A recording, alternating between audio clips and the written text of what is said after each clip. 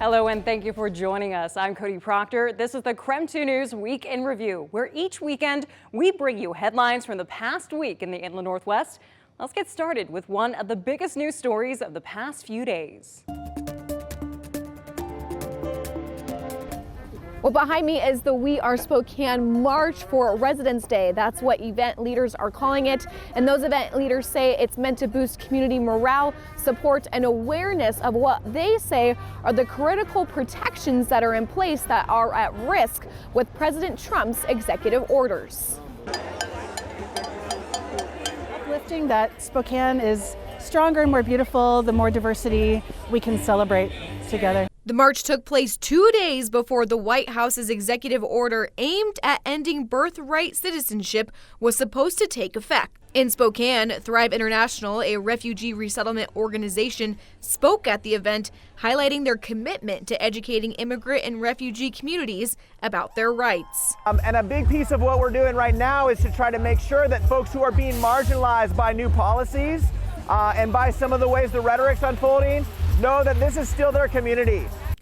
On February 6th, the Washington State Attorney General's office announced that a federal judge granted the state's request for a preliminary injunction against the president's birthright citizenship executive order. The hearing was part of a multi-state lawsuit in the U.S. District Court for the Western District of Washington. The state's attorney confirmed with KREM 2 that no federal agencies can implement the order, so it will not go into effect on February 19th. They say the preliminary injunction blocks the order indefinitely, pending the resolution of the lawsuit. But the Attorney General office says the Trump administration has appealed the injunction to a higher court. Meanwhile, Spokane's Manzanita House say they are also supporting this cause. It's doing Know Your Rights workshops, so we've been doing it online and in person. They say the workshops are now open to anyone to ensure refugee communities are informed of their rights. Regan Gallo, KREM 2 News. There's so much progress happening, and then this almost felt like, what the heck are we doing? One of those employees, Rafael Garcia, is a disabled Army veteran who transitioned to managing VA benefits for disabled service members. He was notified Thursday, February 13th, that he would be let go, and by Friday morning, his access to the VA systems was revoked. Boom.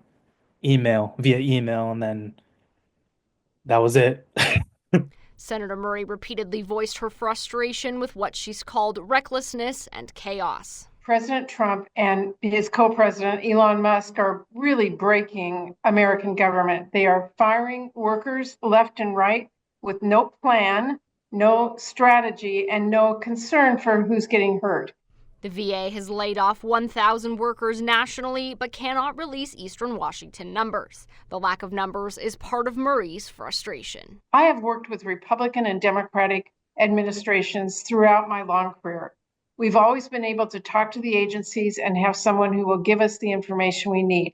We are not being given information from the agencies themselves about those exact numbers. The town hall served as a reminder that behind every cut is a person with a job. A lot of us in federal service, especially in the Veterans Benefits Administration, about 51% of us are veterans. So with these cuts too, a lot of us transitioned out of the military into the VA or other federal agencies. We're part of that probationary group that got cut. Now to an update on the Moscow murders case. Police arrested Brian Koberger for the quadruple homicide of 4 University of Idaho students on December 30th of 2022. A knife sheath with DNA evidence was found in a trash bag at the scene. Koberger's defense team argued its finding violated Koberger's right to privacy. The judge decided there was no right to privacy, labeling the sheath as abandoned DNA. No additional documentation, no additional warrants, no additional permit was required for the state to acquire that and use that in evidence. Former Idaho Attorney General David Leroy explains how the judge came to the decision. The judge also denied a motion arguing law enforcement misrepresented facts about the case. Additionally, the defense argued to suppress evidence collected through data platforms such as cell phone records and an Amazon account, as well as previous search warrants. Leroy says the number of motions made are significant. The Koberger defense team had made a very aggressive, very creative attack all the way across the evidence. The only motion the judge did allow involved the sealing of anything relating to evidence gathered at this time. Leroy says that decision helps in a fair trial. So as not to potentially prejudice any prospective jurors by exposure in the media. Ahead of Koberger's court date, Leroy says the evidence-related motions made on Wednesday, while denied, create a basis for what he hopes to see as a fair trial in the incoming months. This is set up for a clean, fair, vigorous trial, and I'm most hopeful that we can find an objective jury who has not made up its mind about the case.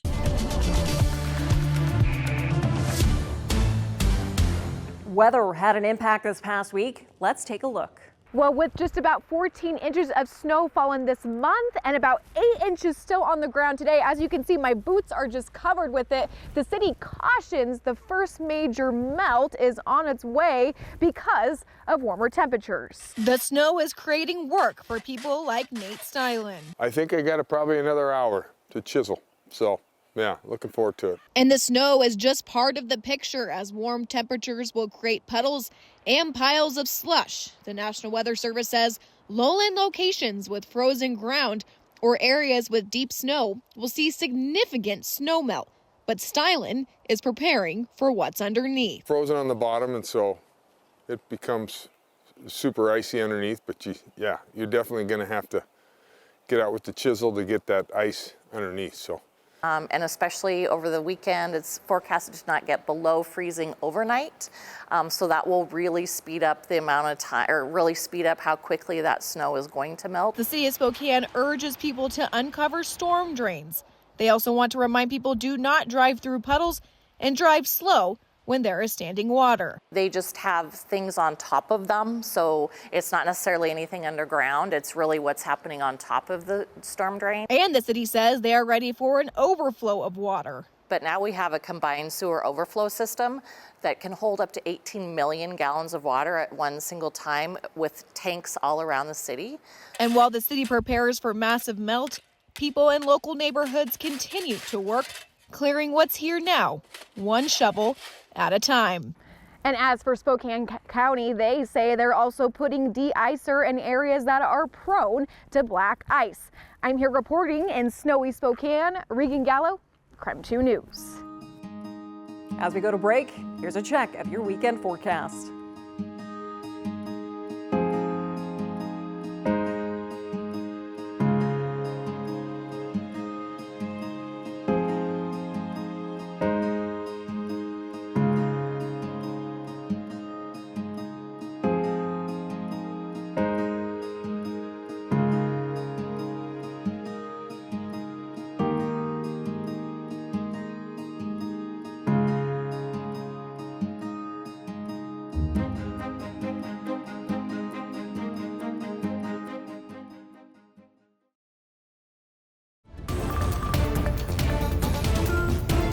Welcome back to the KREM 2 News Week in Review. It has been a busy week all across the inland Northwest, so let's catch you up on some of the news you might have missed.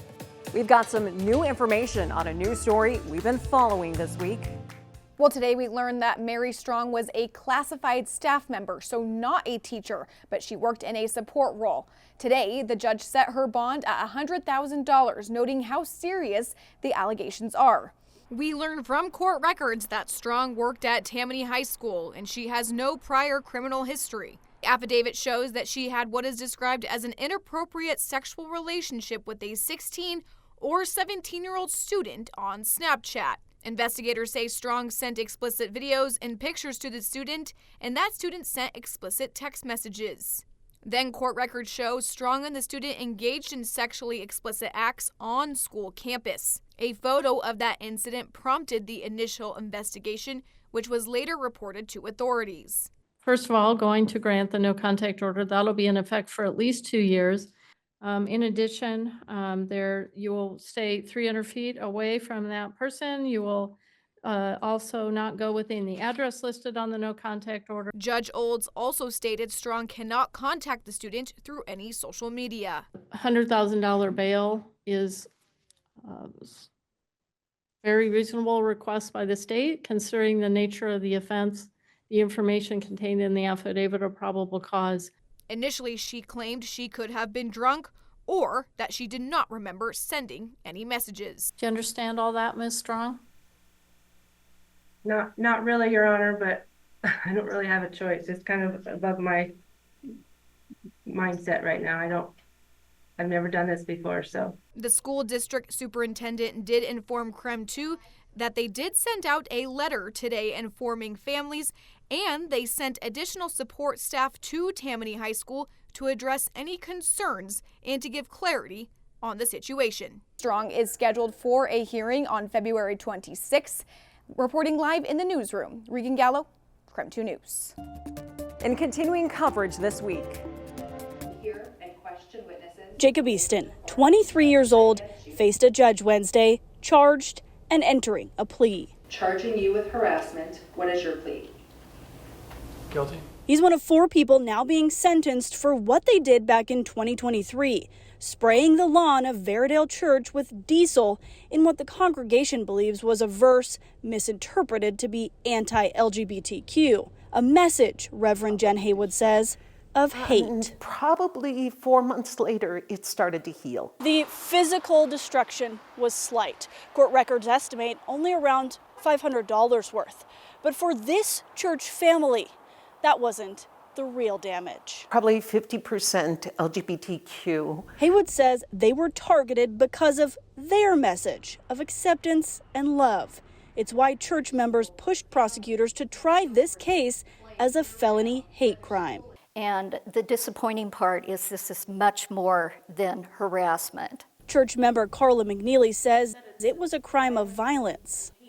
And hate-filled, yes. But prosecutor Mark Lindsay told the judge he couldn't prove any of the defendants knew the sexual orientation of the victims as required under the hate crime law. So Easton pleaded guilty to harassment, a misdemeanor. I want to make it clear that I don't hold any prejudice in my heart toward anyone, regardless of their background. I deeply regret my involvement. Haywood says they don't want revenge or even years of jail time for the young offenders. They just want their message to be heard. Bigotry, hatred towards any group should not be dismissed. Shannon Mowdy. So we feel like we're doing this for more than ourselves. KREM 2 News. Up next on the KREM 2 News Week in Review. Ivan was just a special person. You could just sense in his energy and the way he communicated with the people around him. Known for his work in the community and as a soccer coach, Torres' loss being felt by many in the Lilac City.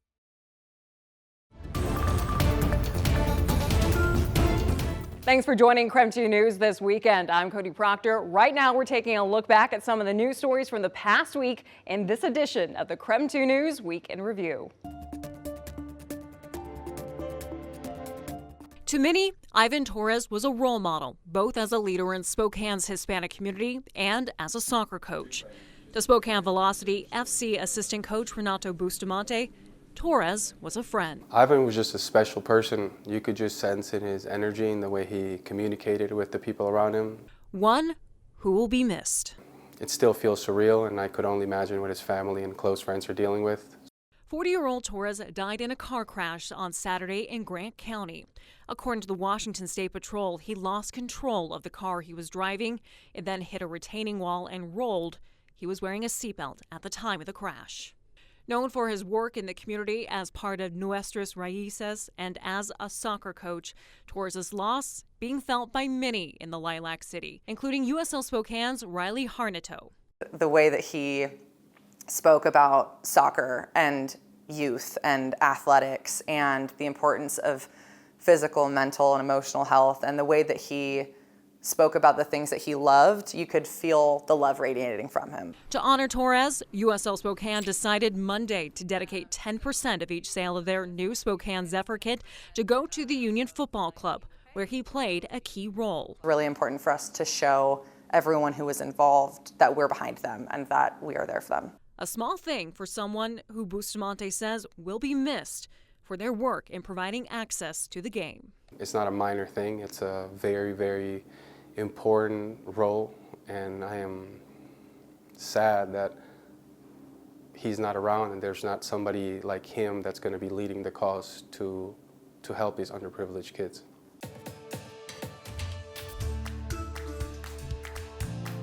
For staff and its customers, the closure of Peking North here on North Division Street is bittersweet. And I managed to speak to the general manager of the business, who says that the owners don't plan on opening a new location, making this spot truly one of a kind. All good things must come to an end.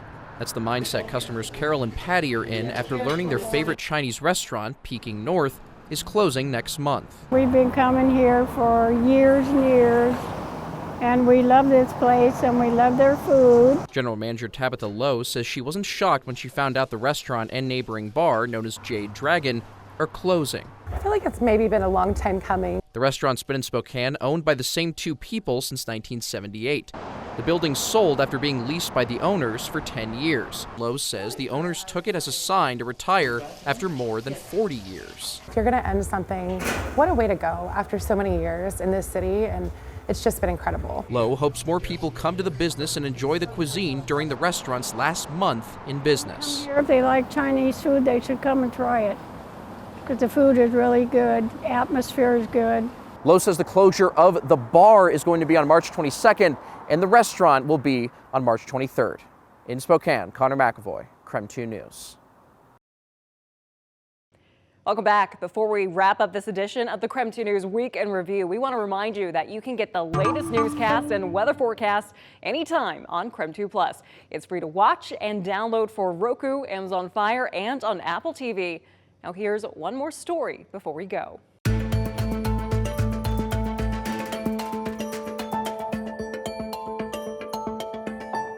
If you've visited Northtown Mall recently, you might have noticed a lot of empty spaces like this one right here. But come summertime, a superstore is going to be making this mall home, which local leaders and community members hope will bring a positive light here to the area. I'm hoping more people come here and open businesses here. A highly anticipated project now in the works to bring more people and opportunities to Northtown Mall. Yeah, we're excited about it. This week, Broad River Retail announced that one of the largest Ashley Furniture stores in the world will be coming to North Spokane. The retail giant is expected to take up the empty space left behind by Macy's, which left the mall in 2022. The three-level furniture store is expected to bring close to 30 jobs to the area, which has community members like Roger, Karen, and Jerry, who have shopped at the Northtown Mall for decades, thrilled about future possibilities for this once thriving shopping center. Well, anything that'll add jobs is a good thing. It's a plus. You know, and that helps the community, it helps everybody. Because a lot of people come here and walk, and if they had the right kind of stores, they'd also shop. So I thought it was going to fold. That's how bad it is. I'm hoping it doesn't. A sentiment shared by local city leaders like Matthew Sori, the chair of the Nevada Heights Neighborhood Council. I have high hopes. He says he hopes to not only share what Northtown Mall has to offer with the retail giant, but also he hopes this project will help to bolster local business in the area. So I hope people see that and they're like, wow, like Ashley Furniture felt comfortable opening up a landmark, unique location in Northtown Mall. I should feel comfortable opening up a cool location there too, or I should feel comfortable going there too. Northtown may not be everyone's first place to shop right now, but Sori hopes this new addition will give community members a reason to give the shopping center a second chance. If you feel unsafe and you think the mall has a bad reputation, just come see for yourself. Things have changed since then. Representatives from the mall say that Ashley Furniture is set to open sometime in May or June of this year. In Northtown Mall, Christian Garza, KREM 2 News. Thank you for spending part of your weekend with us on the KREM 2 News Week in Review. Be sure to keep it here on KREM 2 for more news and weather updates. I'm Cody Proctor. Thanks for watching.